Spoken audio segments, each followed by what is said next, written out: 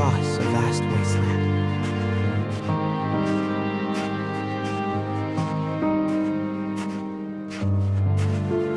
A taciturn man follows.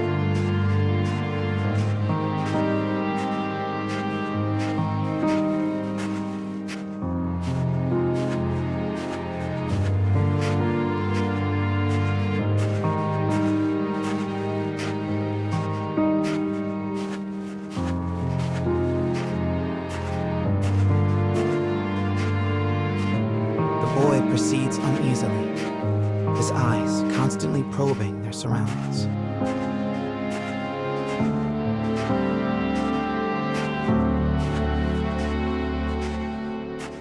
Almost as if he fears they are being followed.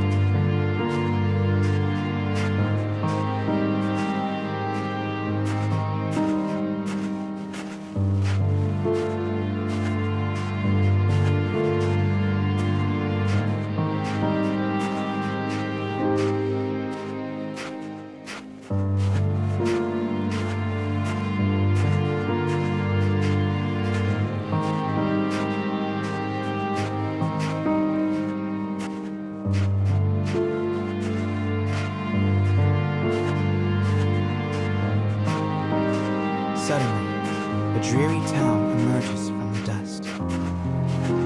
The boy suggests they take their rest, and the man nods silently.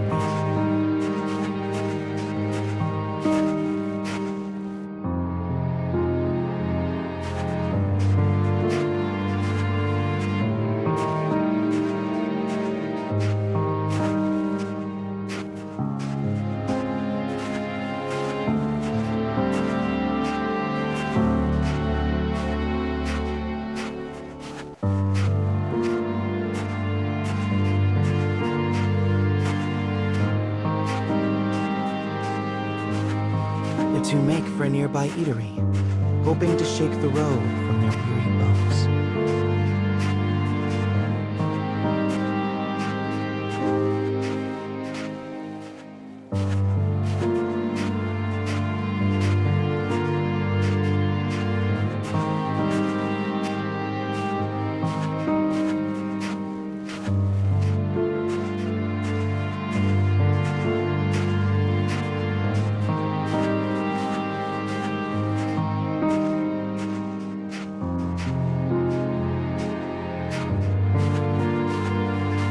Instead of welcome, they find a group of bounty hunters gathered at their destination. The lead hunter stares at the child, appraising him. You royalty, boy? His voice is wrath. The boy remains silent, his head hanging low. Perhaps angered by the lack of response, the bounty hunter suddenly draws his gun.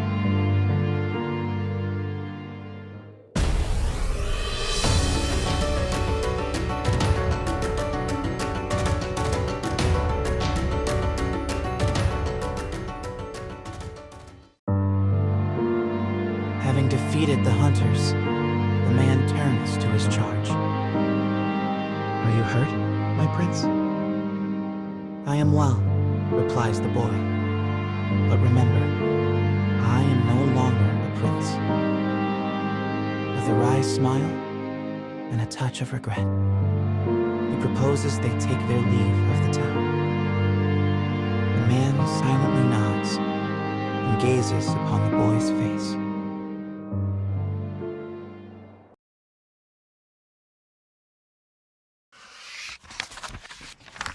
Having escaped the kingdom, the boy and his clockwork companion now wander the wastes alone.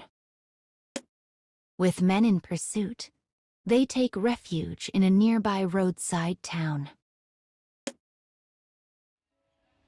It is a larger town, one where they can easily vanish into a crowd. After a bit, they enter a saloon and pause to catch their breaths. The townsfolk are all smiles and welcome them most heartily. If only I could create a country as peaceful as this, thinks the boy. He thinks back on those ravaged by war in his home country as he reaches across the tavern table for his dinner. Suddenly, his companion's hand flies out. He snatches the food from his fingers and takes a bite. "This food is drugged," he hums.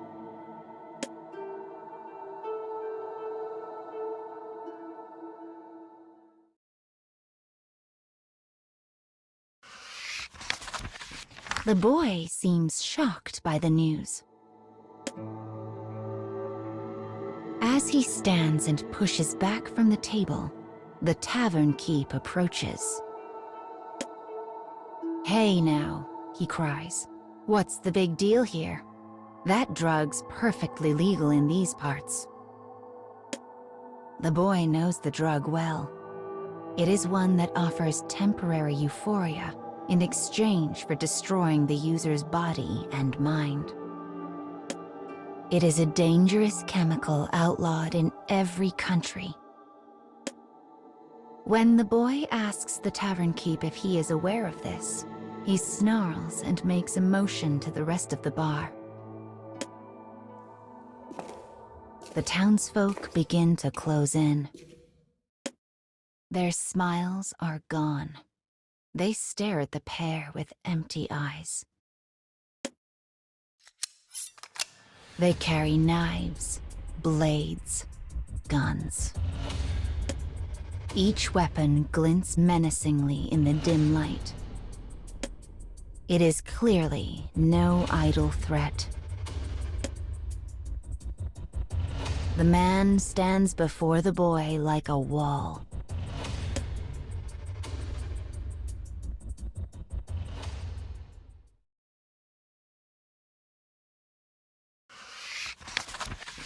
The townsfolk press the circle tighter. The boy moves to speak, perhaps hoping to sway them to peace, but someone in the crowd cuts him off. "This town was put to the torch during the war," he growls. "Yet we managed to rise from the ashes and rebuild by selling that drug to anyone who wanted it. But now we've run out of willing customers, so we have to introduce our honored guests to it instead." "Still, a fancy boy like you would know nothing of." Suddenly, as if linked, the crowd realizes that the boy standing before them is none other than the escaped prince, and frenzied voices begin to ring out. "His people burned our town. Crush the oppressor. Make him pay." The boy objects as loudly as his voice will let him, but the townsfolk are beyond hearing. A moment later, his companion draws his revolver. "No!" screams the boy. "Don't kill them." With this order received, the man holsters his weapon and begins subduing the townsfolk a different way.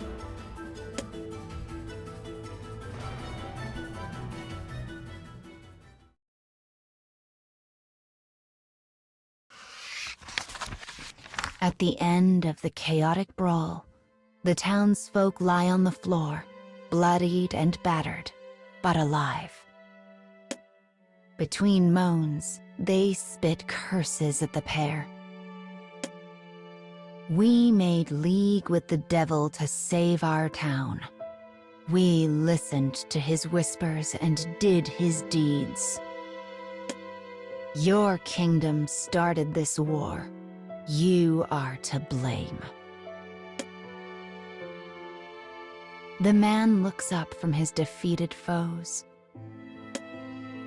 The bandages covering his face have slipped in the scuffle, baring his visage to the world.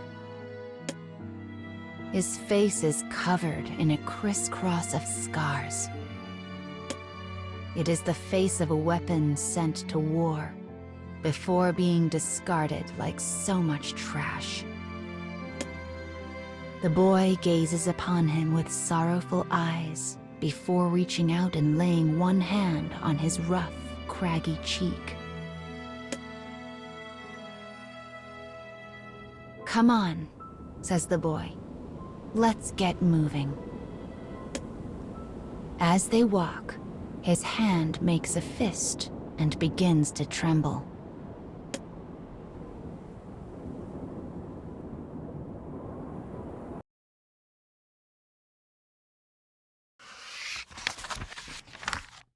The boy stirs to wakefulness in an unfamiliar room. Beside him sits a silent clockwork man and a woman with a gentle smile. The boy had traveled countless unforgiving lands in an attempt to halt the cruel war staged by his own kingdom. Yet he now finds himself in the comfortable bed of a civilian. "What happened?" he asks. The man apologizes for acting on his own discretion. He explains how the woman came to their aid when the boy fell victim to a mighty seizure. As the boy begins to thank his rescuer, he silently curses the inadequacy of his frail and sickly body. But irony rules the day, and he launches into a coughing fit before he can finish speaking. The woman gently lowers the hacking boy back onto the bed. Sleep comes to claim him once more. Perhaps this is because illness has worn him to the bone, or perhaps it is due to the radiant warmth of her hands. As he drifts away, he takes a moment to appreciate the brief moment of respite.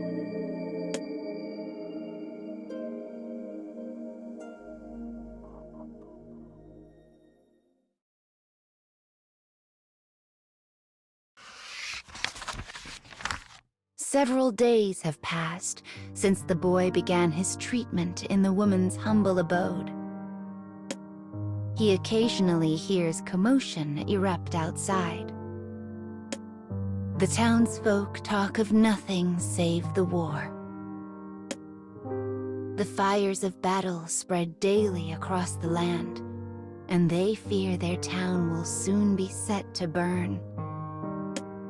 Eventually, their unease grows so great that a guard is dispatched to keep watch over the boy and man.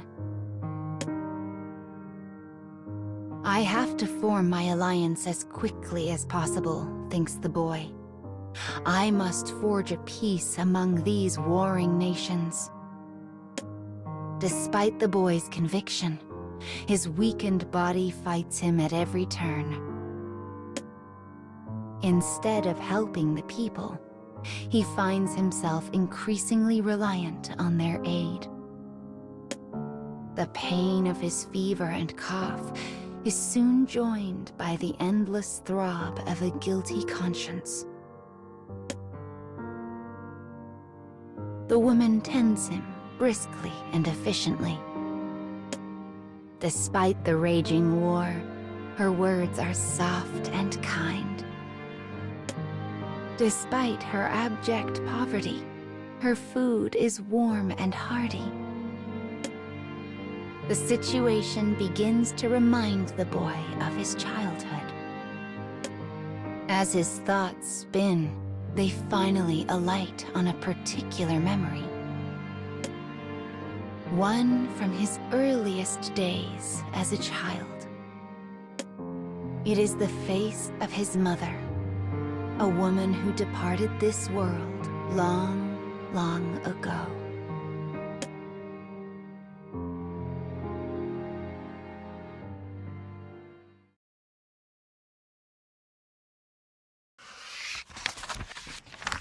Slowly but surely, the boy progresses in his recovery.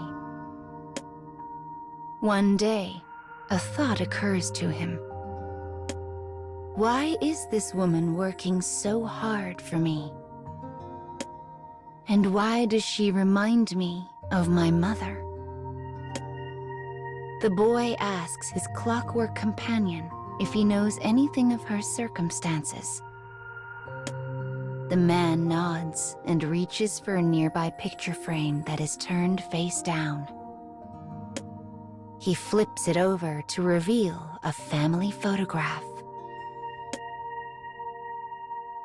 The man then begins to speak of the room's history.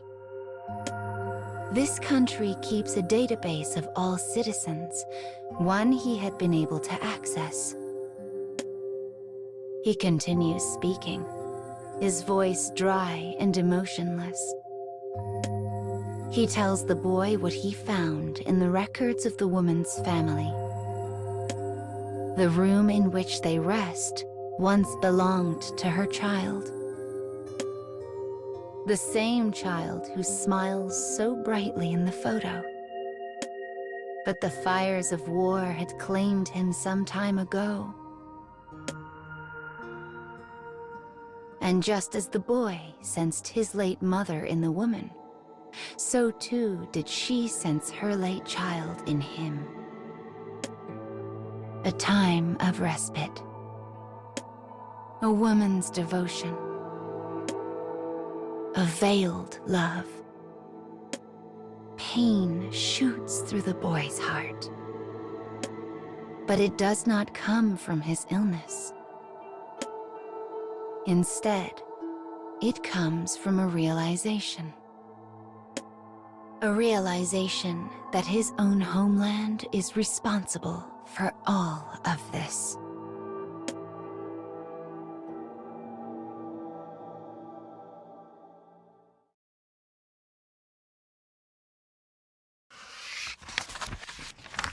The woman's endless devotion stems from her conflating the boy with her own dead child.